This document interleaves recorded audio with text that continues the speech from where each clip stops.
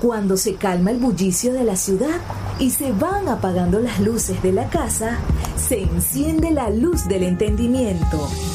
Desde este momento comienza Puerto de Libros, Librería Radiofónica, programa que contiene todos sus elementos tipo A. Puede ser escuchado por niños, niñas y adolescentes sin la supervisión de padres, madres o representantes. Comienza Puerto de Libros, Librería Radiofónica.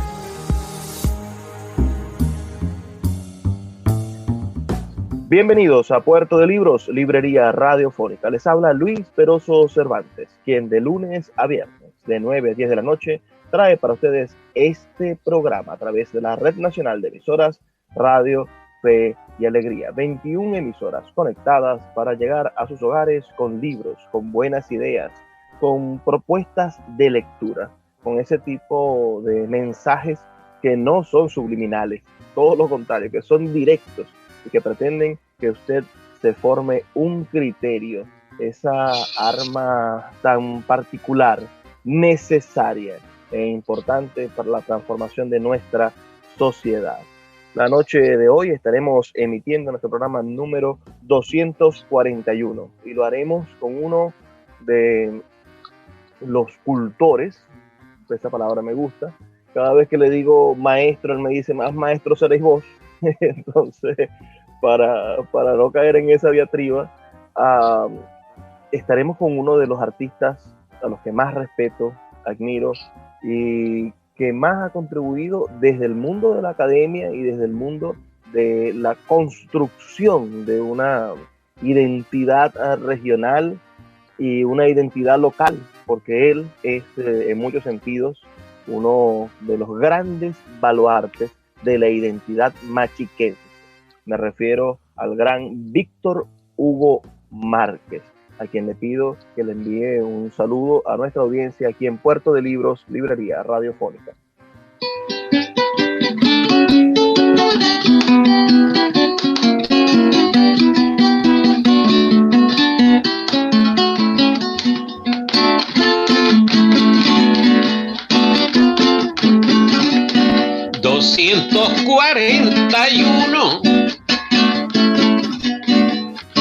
Programas de Luis Peroso.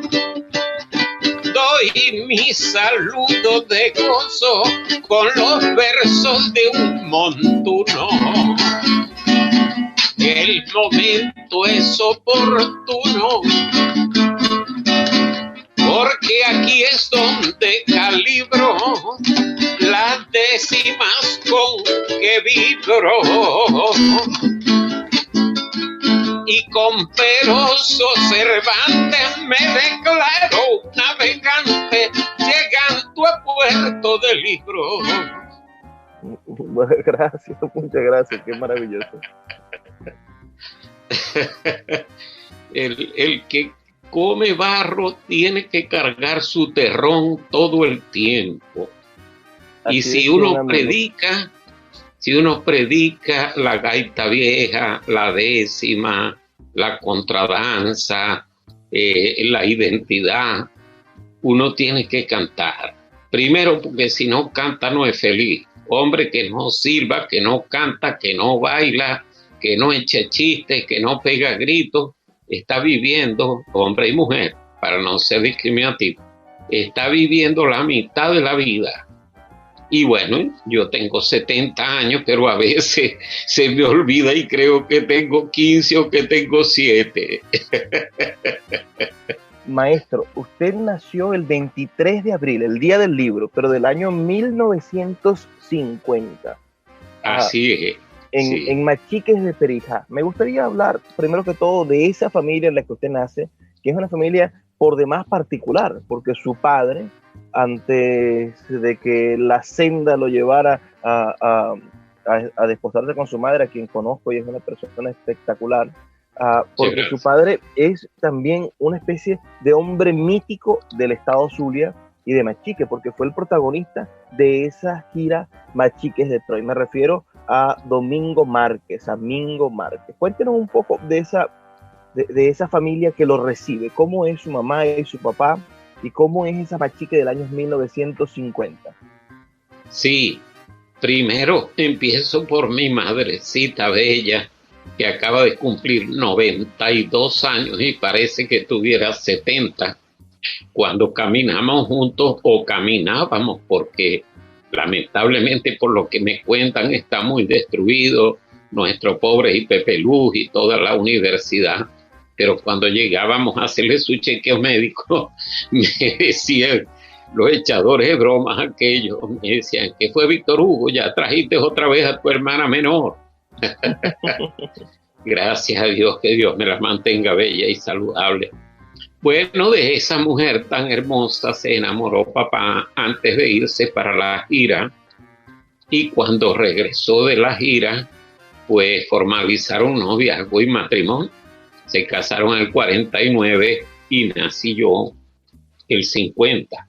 Empiezo por decirte que en Perijá todos somos familia. Sí. Era una sociedad diferente en aquel momento.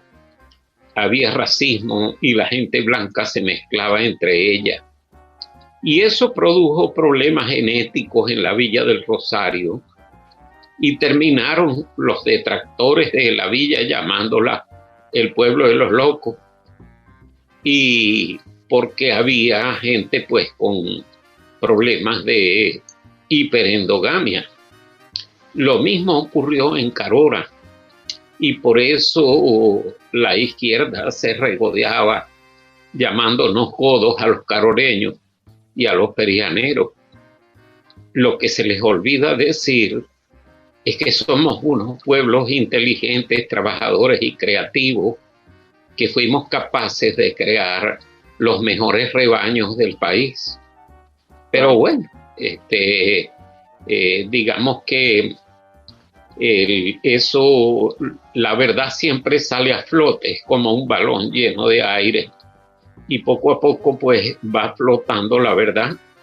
Ahora hay tantas verdades a flote, como que, por ejemplo, no es justo que se haya destruido todo ese inmenso esfuerzo que hicimos los ganaderos de Venezuela, porque yo me siento ganadero, hasta soy miembro honorario de GADEMA, de Ganaderos de Machique, y me parece que es una labor muy noble, porque es producir alimentos, nada menos que buscar que los niños tengan proteínas, porque no todas las madres le pueden dar la lactancia materna, y porque a todo el mundo le gusta un café con leche, y el que no diga que no y le gusta un café con leche y un helado es un hipócrita. Claro. Y porque a todo el mundo le gusta un dulce de leche y tantas cosas bellas que da la leche, que por eso la Biblia habla maravillas de un pueblo cuando dice hay leche y miel. Y bueno, ese pueblo lechero, y te cuento que no es tan agricultor como el sur del lago, que se extendió en cañaverales y en plátano, porque cuando don Juan de Churio e Iturbide recibe en el Palacio Veraniego de Aranjuez del rey Felipe V la real cédula que lo autoriza a fundar la Villa del Rosario, cédula fechada el 9 de mayo de 1722, y no estoy leyendo ningún papelito, ¿viste? Esto me lo sé una memoria prodigiosa, con puntos y comas de memoria, porque es la identidad de mi pueblo. El que quiere identidad tiene que empezar por dar sus datos. Si nos echamos una rasca tan grande que no sepamos ni cómo nos llamamos, perdemos la identidad. Pero afortunadamente nos mantenemos sobrios. Y cuando don Juan de Churio recibe esa cédula, también recibe una reprimenda, una advertencia del rey. Y es que después de la guerra de sucesión, para terminar esa guerra, uno de los acuerdos con Inglaterra era que le cedía el negocio de los esclavos en el Caribe Entonces él le advirtió a don Juan de Churio que no podía negociar más esclavos en el Mar Caribe, en las Antillas, y que tenía que apañarse con los esclavos que él tuviera para las labores que iba a desarrollar, porque ese hombre era un terrateniente grande y tenía plantaciones en Gibraltar, en Paraute y en Los Obitos, y de cada una de ellas se trajo un puñado de esclavos, justamente porque no tenía más que para eso. Pero tuvo la inmensa suerte de llevar canarios. No hay mal que por bien no venga. Hace erupción la isla volcánica de Lanzarote en 1732 y el mismo rey Felipe V le permite que en su barco La Bretaña se lleve familias damnificadas que se quieran ir a América precisamente a su obra de fundación de la Villa del Rosario, y van a dar allá 20 flamantes familias canarias, que para que los extremistas no sigan diciendo que somos tan godos, resulta que los canarios eran españoles de segunda o de tercera. Para ellos no era deshonroso trabajar como para los nobles. Los nobles, mientras más hidalguía, mientras más alcurnia tuvieran, era más deshonroso para ellos trabajar. Ellos tenían que mantener sus fortunas con sirvientes.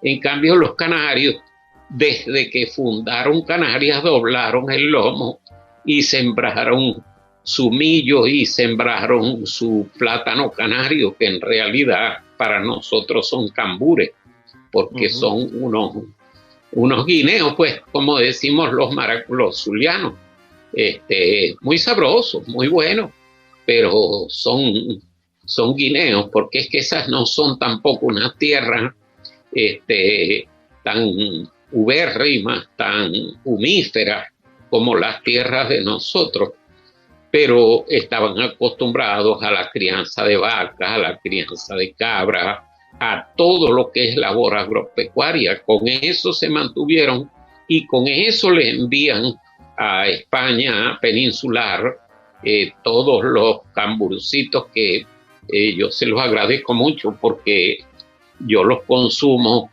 por gusto y por salud. Y esos canarios encontraron en esas tierras la oportunidad maravillosa de la crianza pecuaria y no de la agricultura intensa, porque allí había muchas sabanas con pastos naturales. Entonces, cuando vos viajáis a Machique, que pasáis del río Palmar, que es una vega todo el tiempo anegadiza, cuando crece el palmar, todo eso es agua, a como a los 3-4 kilómetros del puente empezáis a ver una tierra alta. Esa tierra alta es sabana. Y de ahí para adelante te conseguís alrededor de la villa de Arimpia, de Puentecito, de San Juan, de todas esas poblaciones que vais encontrando, Macoa, la entrada del llano, todo eso son sabanas. Vamos a hacer una pausa, Víctor.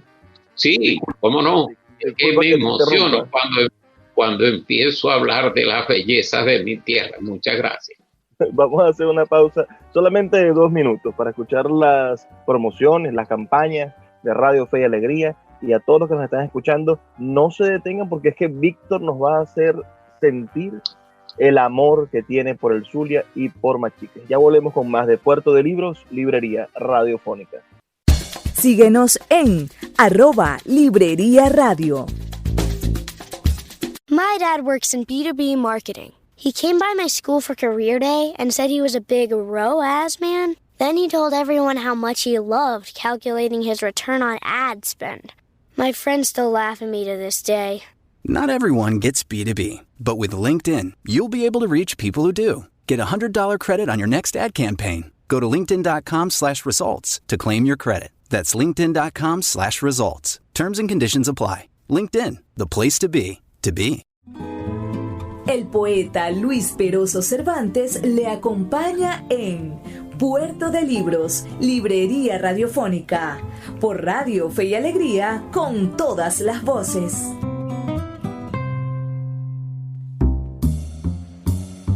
Seguimos en Puerto de Libros, librería radiofónica. Estoy nada más y nada menos que con Víctor Hugo Márquez, una de las mentes más prodigiosas que tiene nuestro país y que muchos de nosotros, de los zulianos, se lo echamos a cualquiera en cualquier género a la hora de improvisar.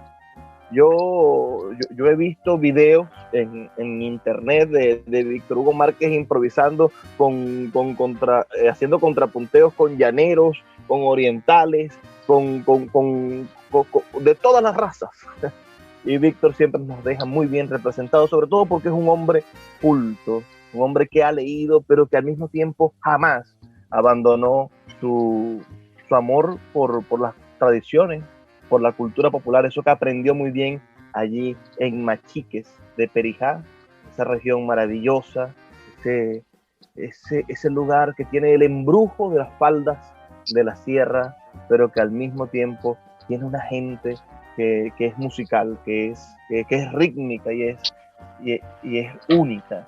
Víctor Hugo Márquez, como les digo, nació en el año 1950. Y ahora me gustaría saber, Víctor, esa década del 50 y del 60, la dictadura de Pérez Jiménez, ¿llegó a afectarte? ¿Tienes algún recuerdo de esa época, de la última dictadura del siglo XX? Bueno, papá trató de mantener oculto para no angustiar a sus niños el problema de persecución que él sufría. Una de las razones por las cuales se enamoró del Piedemonte serrano, además de su belleza, fue que después de esa heroica gira, Monseñor Turrado Moreno le pidió que transportara materiales para la misión del Tucuco, que eso era impenetrable. A la misión le donaron un Toronto canadiense, un camión alto de doble transmisión,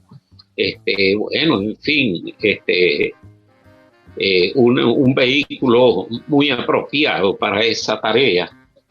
Y papá fue uno de los pioneros en abrir caminos, en mantenerse transitando por aquellos barriales cuando no había carretera. Y poco a poco en esas andanzas se enamoró de uno de los sitios por donde pasaba, que se lo ofrecieron los 3 socios propietarios que estaban allí, porque bueno, ellos estaban muy sacrificados en esa zona.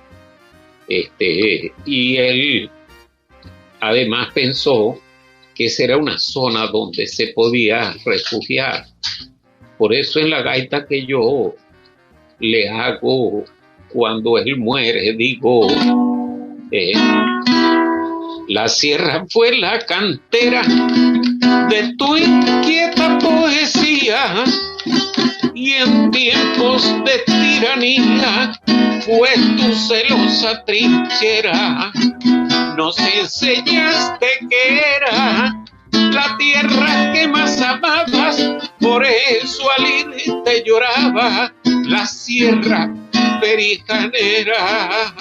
Bueno, no sigo cantando eso porque me hace llorar, pero esa fue la trinchera que él asumió, porque ni la guardia se metía a buscarlo porque eso era muy peligroso. Flechaban a la gente, cualquiera regresaba en una hamaca, pero muerto de allá, o flechado para un dispensario si era que lograba llegar vivo, porque Machique no tenía hospital sino dispensario. Yo, niño, correteando por las calles, se oían los rumores de que había un flechado. Lamentablemente muchos obreros fueron heridos y otros fueron muertos, y muchos propietarios también, porque esa era una guerra. Luis, ahora en estos momentos en los que ha habido excesos de parte y parte, Por un lado, excesos en la conquista, porque siempre los hay, siempre las conquistas maltratan al lugareño para tratar de hacerse con el territorio, pero también después entonces las ideologías y la gente que quiere aprovecharse de esa situación busca montarse en el negocio de las retaliaciones, de las venganzas, y el remedio resulta peor que la enfermedad, porque mira, ya después de tantos años de haberse efectuado esa conquista, que los últimos hechos de violencia los vi yo cuando tenía 6, 7, 8 años y ya tengo 70, perfectamente se podía aprovechar el lapso de relativa paz, el lapso de alto al fuego y de alto a la flecha, para reunirnos a todos y decirnos, miren, aquí todos somos venezolanos y en el planeta hay 7.500 millones de bocas, de modo que nadie puede invocar una cultura de providencialismo y de vivir de la caza, la pesca y la recolección para no producir alimentos. Vamos a ponernos todos de acuerdo y respetando cada quien una cultura y un territorio, bueno, vamos a producir y a vivir en paz, porque todos somos venezolanos. Aquí, que yo sepa, no está planteado convertir a la Sierra de Perijá, por lo menos legalmente, por lo menos constitucionalmente. Todavía no nos han dicho que ese sea un tercer país, aunque lamentablemente está funcionando como un tercer país. Pero eso a nadie le conviene. Ahí están los aborígenes, después que hubo la demarcación y les dieron 300 fincas y se fregó la arrimada de 1 millón de litros de leche diario a las plantas. Y bueno, ¿cuánta gente no quedó esperando esa leche en el país que todavía no se autoabastecía de leche? Habíamos llegado a un 75% de autoabastecimiento. Pero el remedio fue peor que la enfermedad. Ellos llegaron a las fincas y no tenían formación, no tenían educación para utilizar aquello que ya estaba hecho. Dios mío, ya tienes la infraestructura, ya tienes las herramientas, ya tienes hasta el ganado, porque muchas fincas les quedaron con ganado. No, si te dejan, si no te pasa nada, date una vueltecita para que veas que de eso nada existe. Yo lo sé porque tengo quien me informe, porque entre el cielo y la tierra no hay nada oculto. Y ahora nos dicen a los viejitos, para que nos animemos a digitalizarnos, que entre cielo y Google no hay nada oculto. Entonces, ojalá que mi pueblo amado, de todas las etnias, porque yo no hago discriminación, yo no odio al aborigen, a los negros, te juro que los amo, porque de verdad tengo muchas razones para amarlos, pero a los aborígenes, a muchos de ellos los amo y a los demás no los odio. Gracias a Dios, la vida es muy corta para odiar, no tengo tiempo, no me doy permiso para caer en ese veneno, porque el que se envenenaría sería yo. Pero ojalá, Dios mío, que toditos, hasta los blancos que se creen la Pepe el Queso y la mamá de Tarzán, y que ya no se pueden llamar de sangres puras porque todos somos mestizos, tenemos que llegar a la convicción de que lo que más le conviene a un pueblo para su felicidad es un diálogo constructivo. No, todavía hay mucha gente allí, en el pueblo y en la sierra, y en la destruida universidad, y en los medios de comunicación, alentando las venganzas, alentando las retaliaciones. No sé qué irán a cobrar ya, porque ya falta muy poco por destruir, y resulta que destruyendo perdemos todo.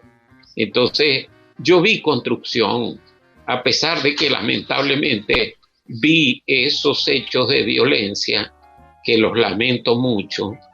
Afortunadamente a papá no le pueden endilgar eso, porque lo que fue un transportista de recursos para beneficiar a la gente que estaba en la misión del Tucuco. Y nadie tiene ninguna otra cosa que decir de papá, que fue un héroe de la distancia, porque movió un carro viejo, un parapeto que cualquiera pensaba que no llegaba ni a Cabima, y llegó con él a Detroit. Y además lo hizo en nombre de Machique, porque su empresa se llamaba Gira Machique Detroit. Y bueno, aparte de esa inmensa promoción, de ese inmenso esfuerzo en el que casi pierden la vida, no hizo otra cosa que ser muy trabajador y que morir temprano, porque papá murió unos días antes de cumplir los 66 años, vivió una vida relativamente corta. Pero en los 28 años que yo viví con él, los primeros 10, que fueron los de la década del 50, vi unas Machiques cada vez más pujantes y vi cosas muy lindas que es bueno que le cuente a los oyentes, aunque muchos de ellos lo sepan. Esa sociedad era muy hermosa en todo el país. Esa sociedad prepetrolera, porque tú me dirás, bueno, pero el petróleo comenzó el año 14 con el Sumaque 1, sí, y el 22 hubo el reventón del Barroso. Y el boom petrolero ya para los 30 estaba montado.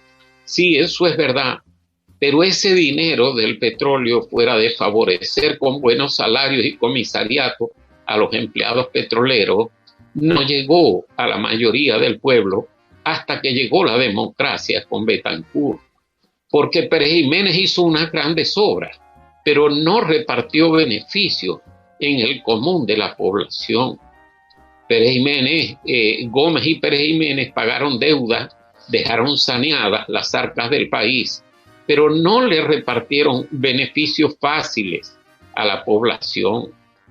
Y en eso, aunque no fuera por su intención de educar y de mantener en la mejor virtud al hombre promedio, lo lograron. Porque vos sabías que si no te parabas a las 3 de la mañana, te reventabas trabajando y te acostabas a las 8 de la noche, no ibas a poder sacar adelante a tu familia. Y el hombre promedio del Zulia y de todo el país, porque yo tuve la oportunidad de verlo, de viajar joven, de estudiar en Valera y después estudiar en Mérida y después estudiar en Táriba y después en Los Teques, yo me di cuenta que la familia promedio del venezolano era trabajadora y honraba el trabajo.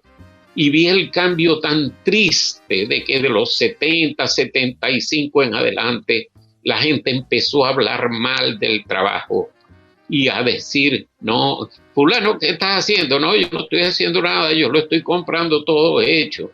Esa era una maldición de programación lingüística y no se daban cuenta que se estaban automaldiciendo, porque eso es decir, de la herramienta que más noble que tenemos para el progreso, que es el trabajo. Esa gente se ayudaba, chicos. En Maracaibo vos veías gritarse de patio a patio a las vecinas y en Perijá también. Otilia, ¿qué tenés de almuerzo, mi amor? Bueno, yo tengo por aquí unas curvinas que las estoy haciendo mojito. Y vos, bueno, yo tengo por aquí unos fileticos de res. Y preguntaban para el otro lado de la casa y había, total que a lo que te sentabas a almorzar, tenía más menú que un restaurante. Víctor, te voy a detener porque tenemos que hacer otra pausa para escuchar las campañas de Radio Fe y Alegría, y quienes nos escuchen pueden enviarnos su reporte de sintonía al 0424-672-3597, 0424-672-3597, con nuestras redes sociales, @Librería Radio en Twitter y en Instagram. Síguenos en @Librería Radio. Summer is supposed to be an opportunity to slow down, but when you look at your kids, you can't help but notice that your kids are growing up fast. Help them build independence as they grow with Greenlight. Greenlight is a debit card and money app for families, where parents can keep an eye on kids' money habits while kids learn how to save, invest, and spend wisely. It's the easy, convenient way to raise financially smart kids. Get your first month free when you sign up at greenlight.com/Spotify.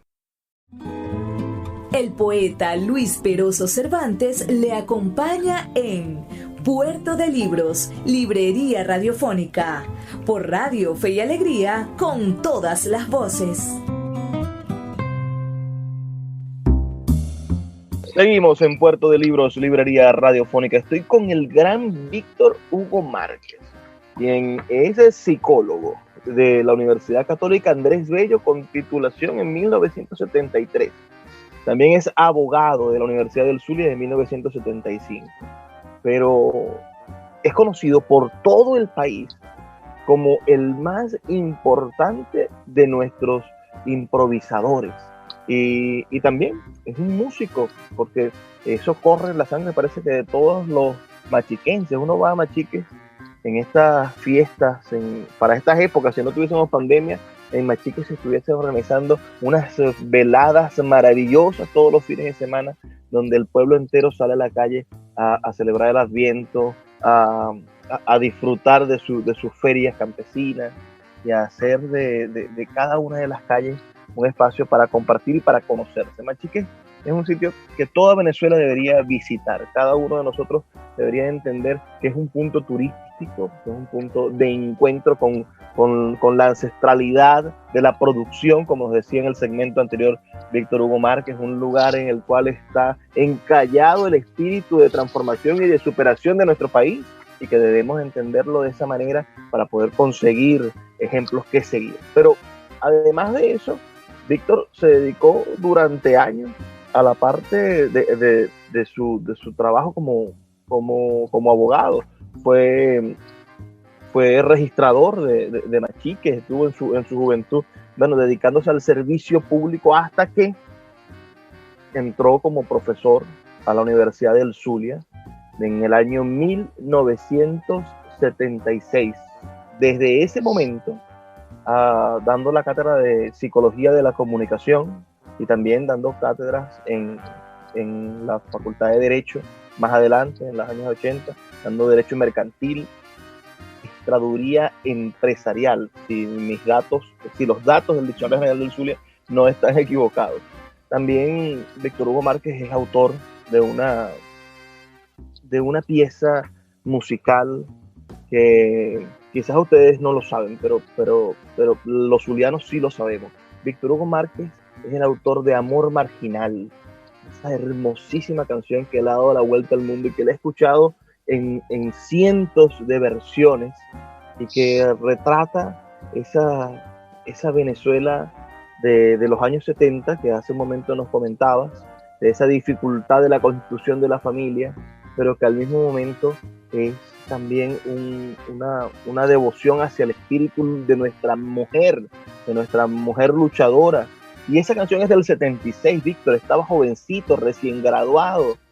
Cuéntanos de tu vocación musical, de esa entrega tuya en cuerpo y alma a la cultura popular.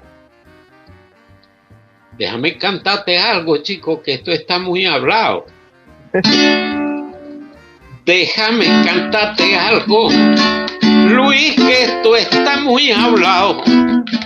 Y en el verso improvisado es lo poco que yo valgo. Con cualquier cosa le salgo en una conversación, porque la improvisación de la décima y la gaita, todo el pueblo le hacen falta, pues la santa de corazón. Chico, es que la cultura popular es propia de la gente hacendosa. Por cierto, te voy a advertir que en este momento los gráficos se detuvieron. No sé si revisáis técnicamente algo. Ahora sí, ahora comenzaron a andar los gráficos otra vez. ¿Me escucháis? Sí, esa parte la vamos a borrar. Ok, la cultura popular, tengo la convicción para este momento, o sea, es que una cosa son los libros, los programas educativos, uno seguía por lo que le enseñaron primero los maestros en la universidad, luego lo que vio en los posgrados, etcétera, etcétera, pero también la universidad sufre cierta suerte de burocratismo y de esquematización, que tenéis que romper paradigmas para crear, digamos, descubrimientos nuevos. La intuición es muy importante. No te podéis quedar en lo que todo el mundo acepta y todo el mundo puede citar entre comillas. Tenéis que hacer un esfuerzo superior y romper paradigmas. En el 95, Maximiano Trapero, que es un filólogo catedrático de la Facultad de Letras de la Universidad de Las Palmas de Gran Canaria, me preguntaba en Almería cómo compatibilizaba yo mi tarea de improvisador con la de profesional, porque estaba viendo mi ficha curricular. Y entonces yo tuve que reconocer ante aquel congreso, que era el primer congreso de la tradición oral con 28 países, tuve que decirle que me daba hasta cierto bochorno, cierta vergüenza, reconocer que en mi caso eran vidas paralelas. Y eran vidas paralelas porque yo me movía como registrador mercantil en un ambiente almidonado, en un ambiente rígido desde el punto de vista de las formalidades. Allí lo que llegaban eran abogados muy bien vestidos a llevar documentos para que se registraran las empresas. Lo que dijiste hace rato es correcto. Esa es la tarea pública de registrar las empresas, la del registro mercantil. Y bueno, gente que se había opuesto a mi nombramiento, porque esos son cargos que se nombran desde arriba, desde el Ministerio de Justicia, muchas veces con recomendación de Presidencia de la República y todo, y gente que se había opuesto intentó crearme la fama de que yo era un disoluto, de que era un parrandero, de que yo era un tocador de cuatro, como si ser tocador de cuatro fuera un deshonor, etcétera, etcétera. Entonces, como yo lo sabía, procuraba guardar las mayores formas protocolares en mi vida convencional de lunes a viernes. Y yo le conté eso a esa gente. Yo le dije, los viernes yo llego a mi casa, vivo en el lugar más hermoso de la tierra después del Tucuco, que es Isla Dorada. Me quito aquel flujo, aquella corbata, me quedo en chor y franela con unas cotizas y me bajo con el 4 para la playa. No me van a faltar amigos que quieran compartir conmigo el canto. Y bueno, pues ahí largamos el porro parrandeando, a veces hasta el domingo, porque estoy en mi asueto y porque estoy en un lugar paradisíaco frente a nuestro amado lago. Pero siempre le ruego a Dios que no vaya a llegar un almidonado a la playa, porque prefiere denostarme que disfrutarme. Mucha gente, por la estupidez humana infinita, como decía Einstein, procede así. Prefiere sufrir y malvivir que plegarse a la legión más feliz que hay, que es la legión de la vida. Y yo les explicaba que el folclore no tenía en Maracaibo un rango social como el de un profesor universitario o como el de un funcionario público, razón por la cual cualquier repentista tendía a ser confundido con una persona de poco valor, de poco fundamento, de mala conducta, de malos hábitos, indeseable por decirlo menos, ¿verdad? Afortunadamente eso ha ido cambiando y la gente pues entendió muchas cosas, sobre todo aquel congreso, cuando aquel hombre magistralmente me hizo un sondeo de el porcentaje de población que había en los oficios de los que yo participaba y me preguntó, dígame, querido amigo, ¿cuántos abogados hay en su provincia? Le dije, bueno, se llama Estado, allá Estado Zulia debe tener 20.000 abogados. ¿Y cuántos profesores universitarios? Calculo 15.000. ¿Y cuántos psicólogos? En este momento debemos estar cercanos a los 1.000 psicólogos. ¿Y cuántos compositores? Por ahí como 3.000 compositores debemos estar en este momento. Ajá. ¿Y cuántos que toquen el cuatro? Más o menos unos 500 cuatristas debe haber, le digo yo. Y me termina el hombre con la cifra más baja, preguntándome, ¿y cuántos repentistas hay? Le digo yo, torció la puerca el rabo, querido amigo, porque que yo recuerde, fuera de los 200 o 300 que puede haber ocultos, discretos en las aldeas, porque no se atreven a enfrentarse a un micrófono ni a una cámara de televisión, no recuerdo más de 5 compañeros míos que sean capaces de enfrentarse a un micrófono público en el Zulia para improvisar un verso y de contrapuntear. De esos 5 creo que nos atrevemos 2 nomás, porque los otros son capaces de improvisar solitos, pero de hacer un toma y dame en improvisación no creo.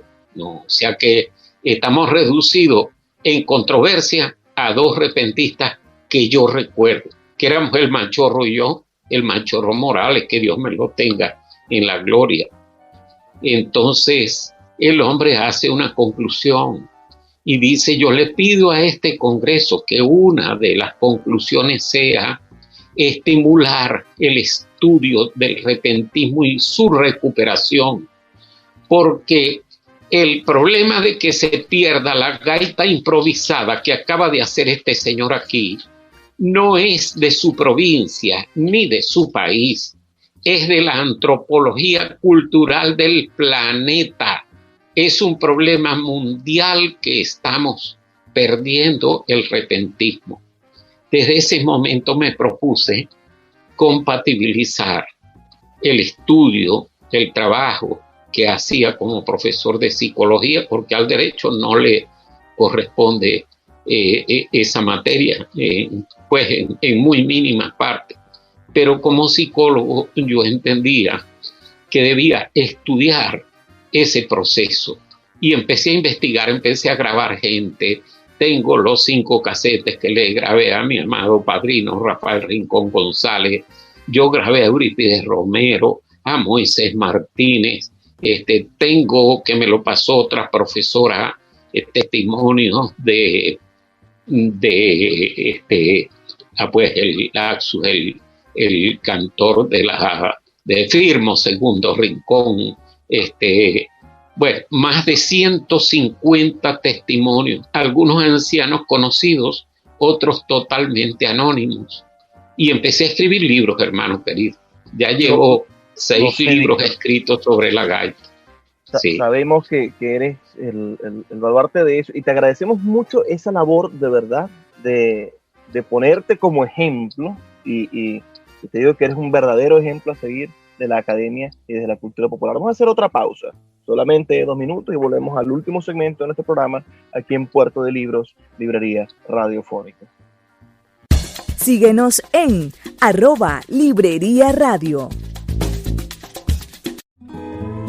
El poeta Luis Peroso Cervantes le acompaña en Puerto de Libros, Librería Radiofónica, por Radio Fe y Alegría, con todas las voces.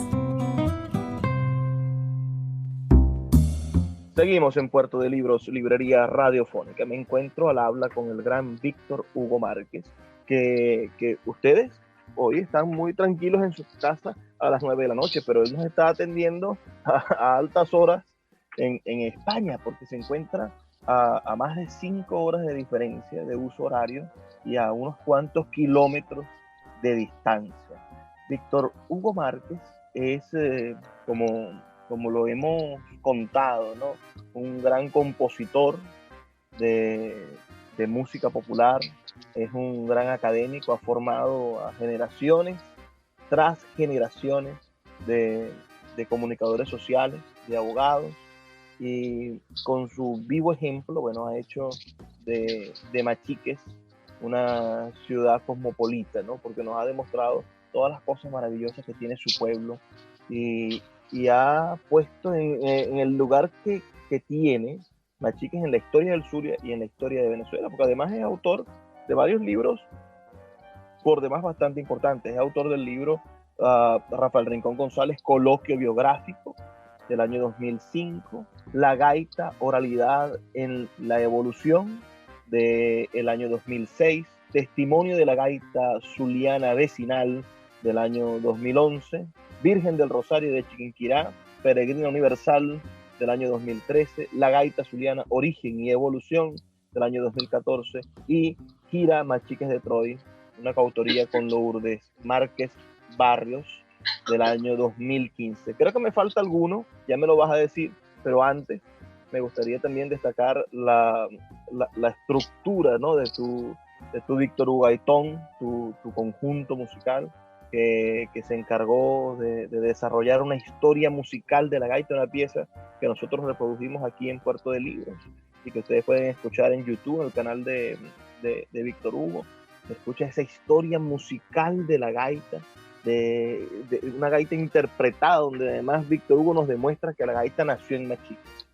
Háblanos, Víctor, de tu faceta actual, de qué estás haciendo en la actualidad y de cómo te trata este pequeño exilio, pues yo sé que volverás muy pronto apenas se normalicen las cosas, pero ya tienes más de 2 años en España. ¿Cómo un hombre con esas raíces tan profundas vive tan lejos? ¿Y cómo te ha pegado esta distancia física, más no espiritual? Porque me recuerdo que una pregunta parecida le hicieron al gran Atahualpa Yupanqui. Él decía: cada vez que cierro los ojos estoy en La Pampa, Argentina. Pero ¿cómo te ha pegado a la distancia física?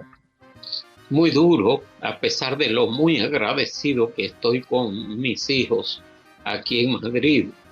Pero lo que tú dices es cierto.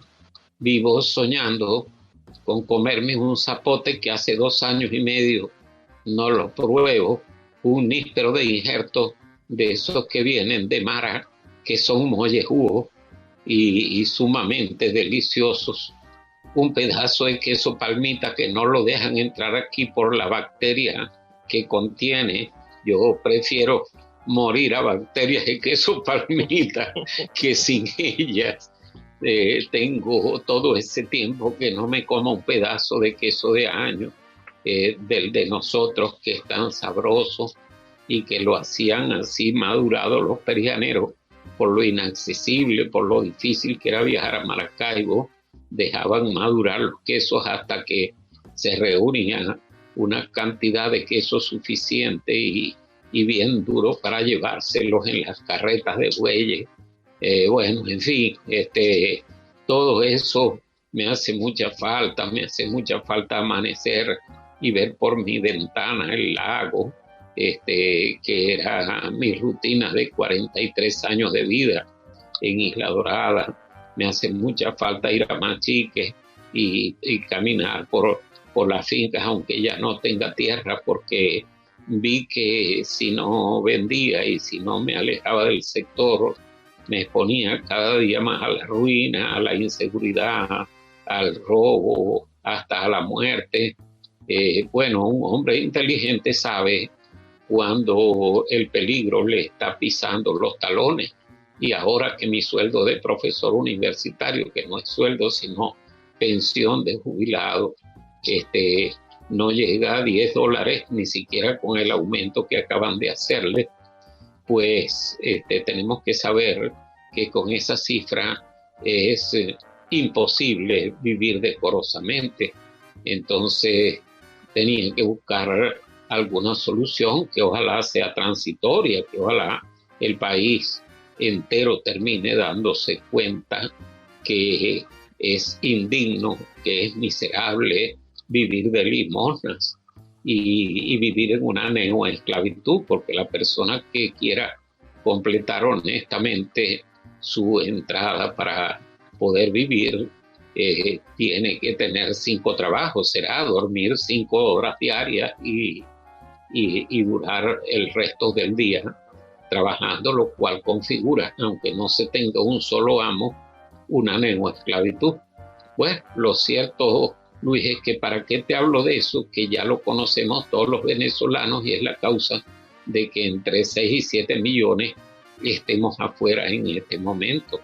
Pero había que privilegiar la supervivencia, porque la supervivencia mía era, digamos, más conveniente para el bien de la familia y de la comunidad que dejarme morir allá de mengua. Claro. La supervivencia mía comporta seguir escribiendo libros. Ya estoy terminando otro par de libros y llevo ya adelantados otros 2 más, compuestos una cantidad de gaitas. Ahorita tengo una clasificada en las finalistas de la gobernación del estado Zulia,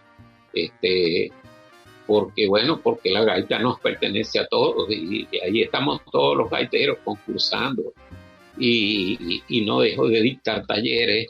Si yo no me vengo, se muere la Cátedra Libre de Luz sobre gaita zuliana, porque ya no tenía local donde funcionar.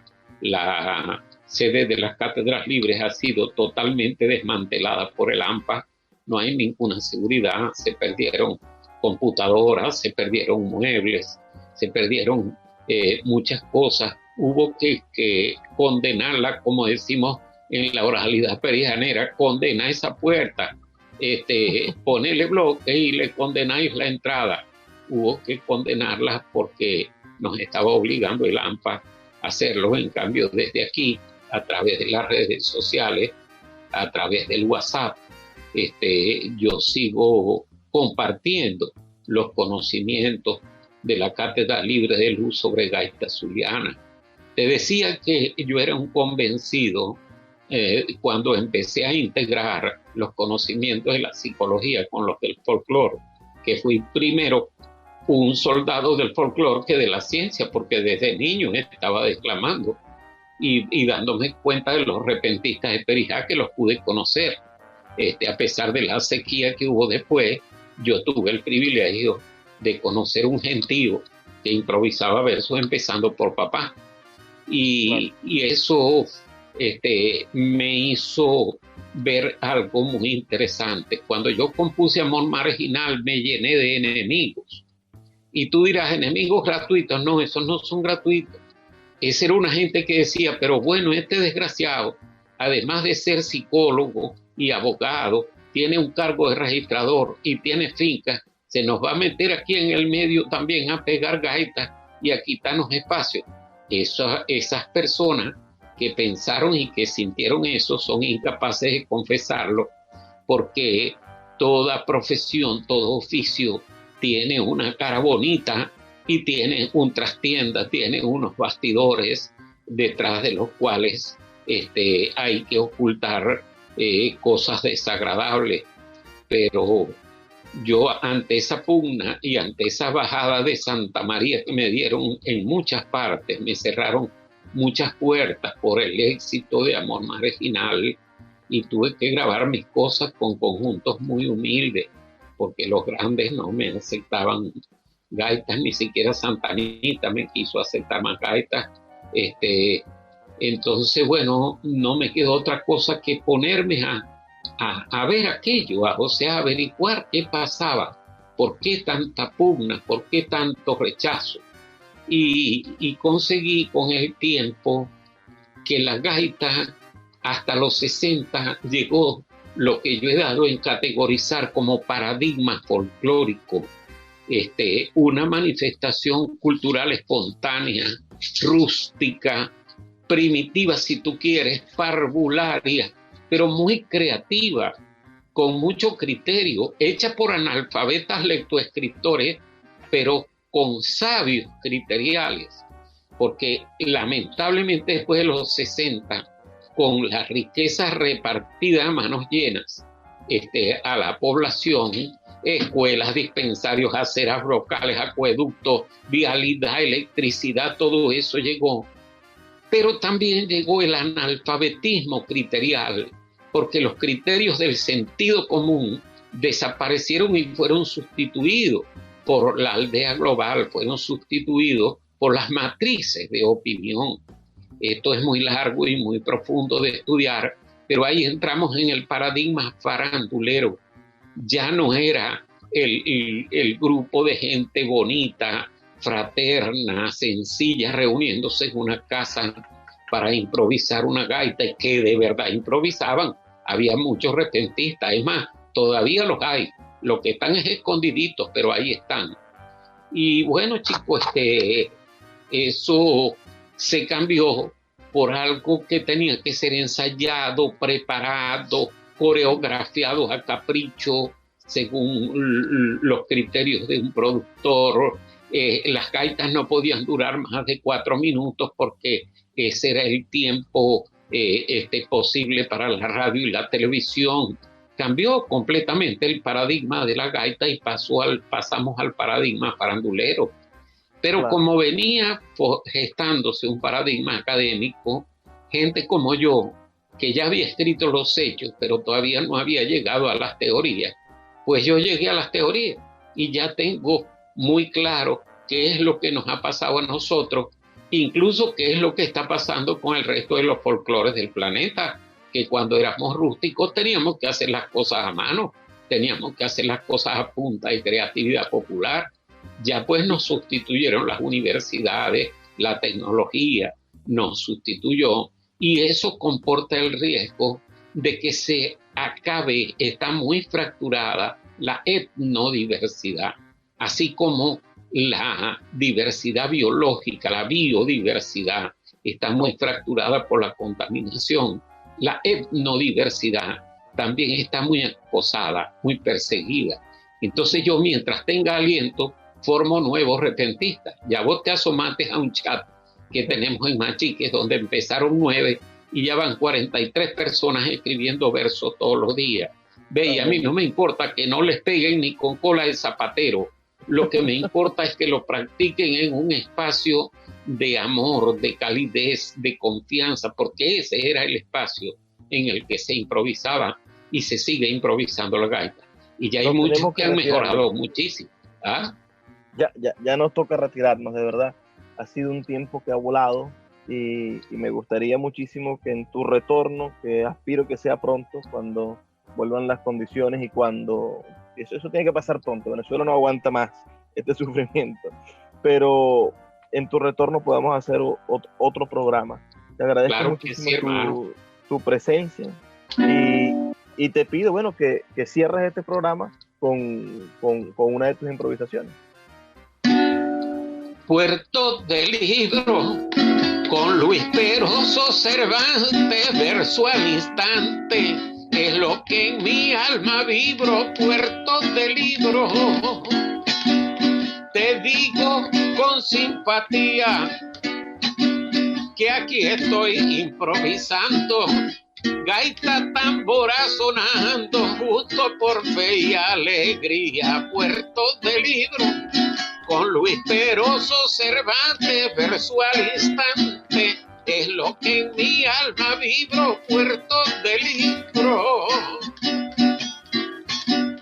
a Dios le pido que insista y que no me deje marchar sin en la tierra dejar nuevos gaiteros repentistas. Puerto del Libro, con Luis Peroso Cervantes, verso al instante, es con que en mi alma vibro. Puerto del Libro. Muchas gracias, Víctor. Y a todos ustedes que nos escuchan, bueno, el ruego de todas las noches: por favor, sean felices, lean poesía.